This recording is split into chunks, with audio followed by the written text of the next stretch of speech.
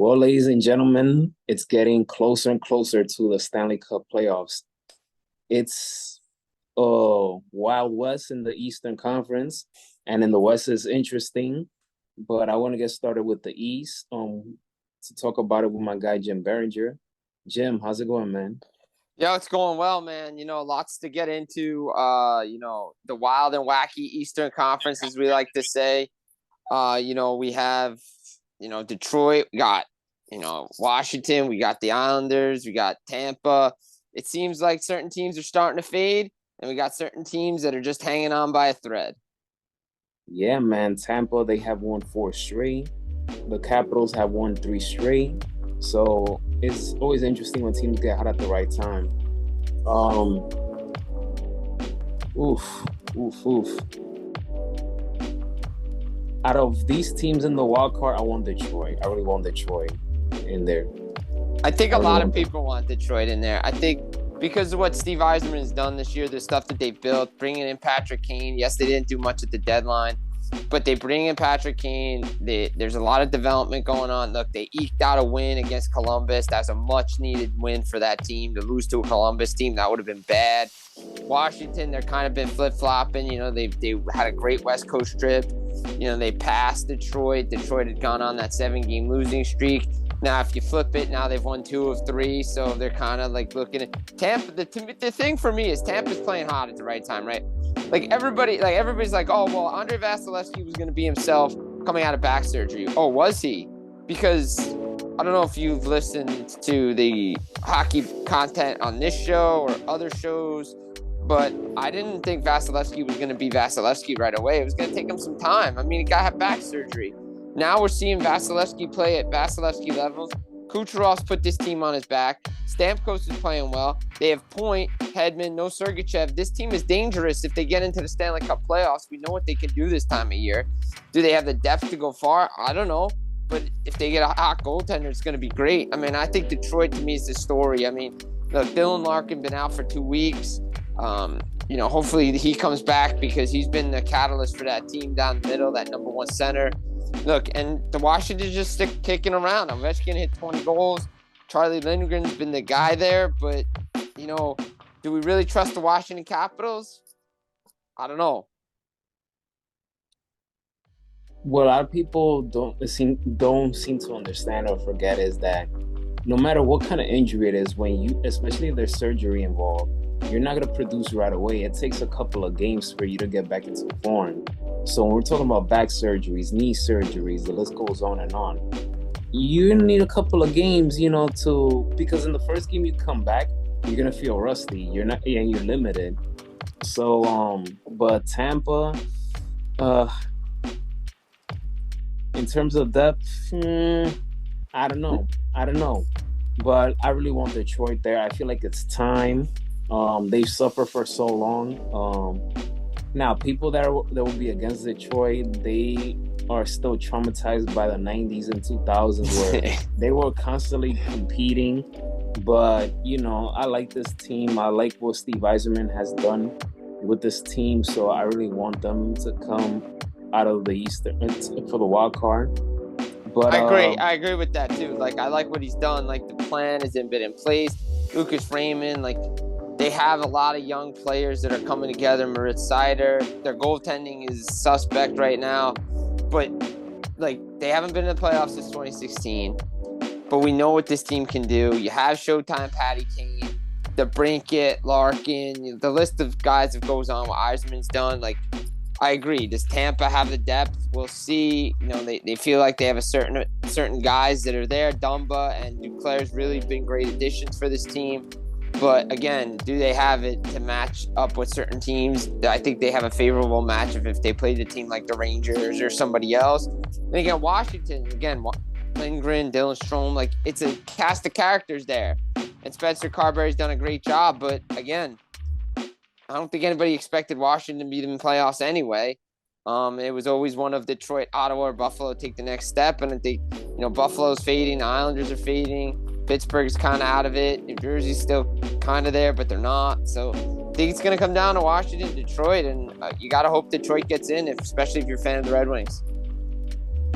Yeah, what's funny is that when you watch and follow sports for so many years, you go seeing one guy you used to see him on the playing in front of your TV screen to now being in the front office that makes you feel old.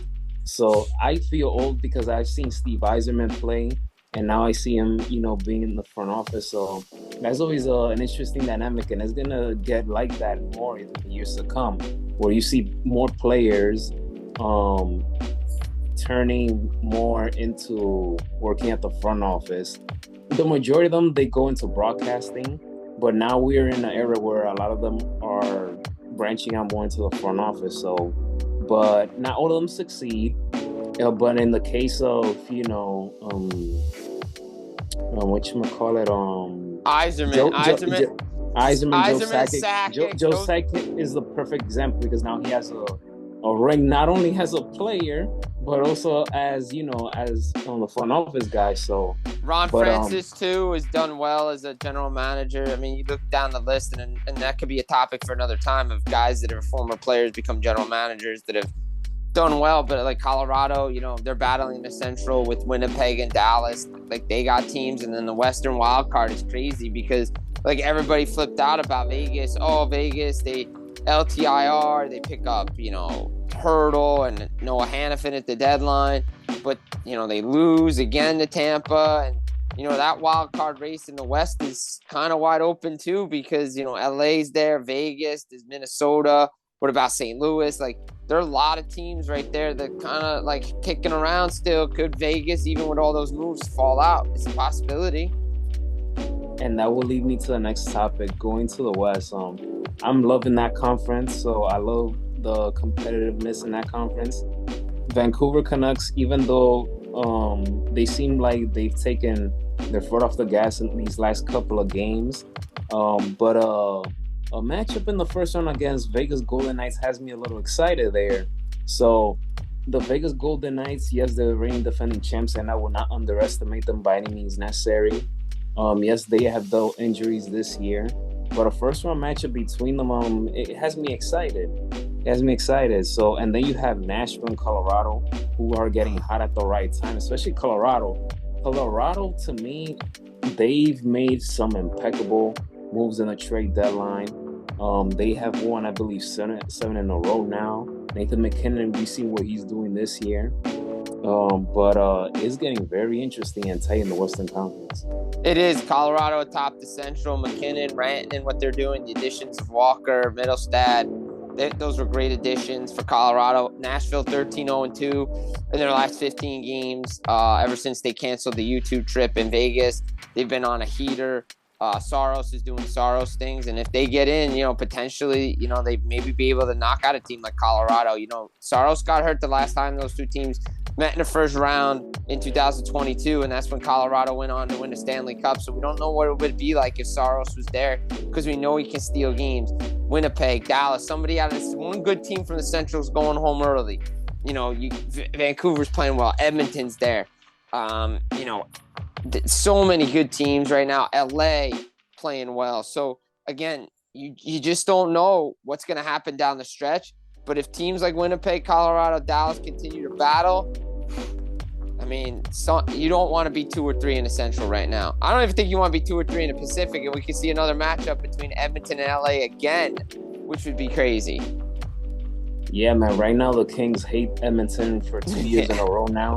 But I want Edmonton to come out of the Western Conference. I really want Connor McDavid to win a ring with this team at some point.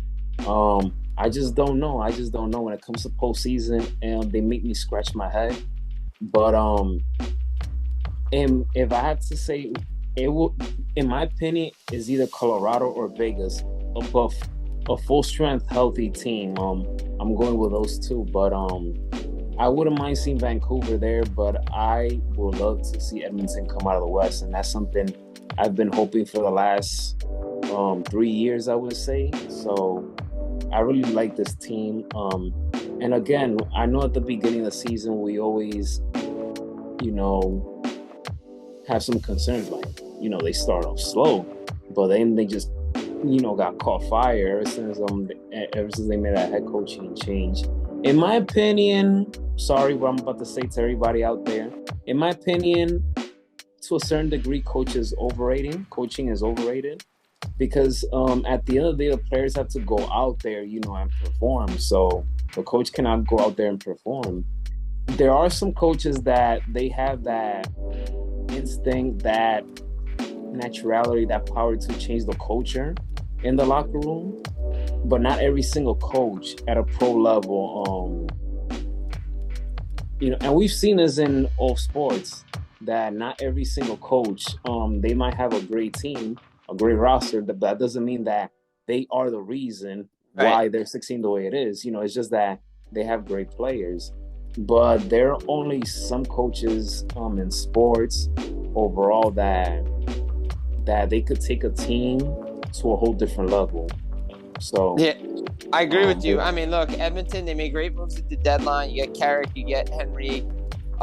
They have more depth. They have depth down the middle. Perry's there. Winnipeg's got Monahan, Toffoli. Everybody's made great moves. That's why the Western Conference is going to be so tight. That's why they are the Eastern Conference of last year. I would not be shocked if Edmonton's there, Colorado, Winnipeg, Vegas. It's going to be a battle to get to the Western Conference final. It's going to be a battle to get to Stanley Cup final. I think the Western Conference playoffs this year is going to be great. I think both sides are going to be good too. But you got to watch these wild card races because anything can happen like that with about 5 weeks left in the regular season. So going to be very, very interesting in both conferences.